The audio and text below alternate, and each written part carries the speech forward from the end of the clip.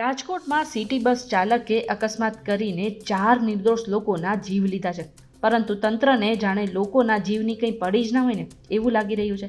એક તરફ શહેરના લોકોમાં ઘટનાને લઈને રોષ જોવા મળી રહ્યો છે, તો બીજી તરફ તંત્ર આ કેસમાં ઢીલી નીતિ અપનાવી રહ્યું છે.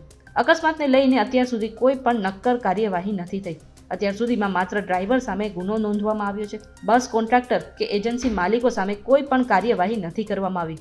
સિટી બસનું સંચાલક કોર્પોરેશન હેઠળ થતું હોવા છતાં પણ કોઈ પણ અધિકારી સામે તપાસના આદેશ પણ નથી અપાયા. તો બીજી તરફ રાજકોટમાં ઇન્દિરા સર્કલ પાસે જે અકસ્માત થયો હતો અને એ સમયે જે લોકોએ પથ્થરમારો કરીને સિટી બસમાં તોડફોડ કરી હતી, એ કેસમાં ગાંધીગ્રામ પોલીસે 3 જેટલા લોકોની ધરપકડ કરી છે અને સીસીટીવી ફૂટેજના આધારે બીજા લોકોની ઓળખ પણ કરાઈ રહી છે. તો અહીંયા પ્રશ્ન એ છે કે અધિકારીઓ સામે તુરંત કાર્યવાહી નથી થતી, પરંતુ સામાન્ય જનતા સામે તુરંત જ કાર્યવાહી કરી નાખવામાં આવે છે.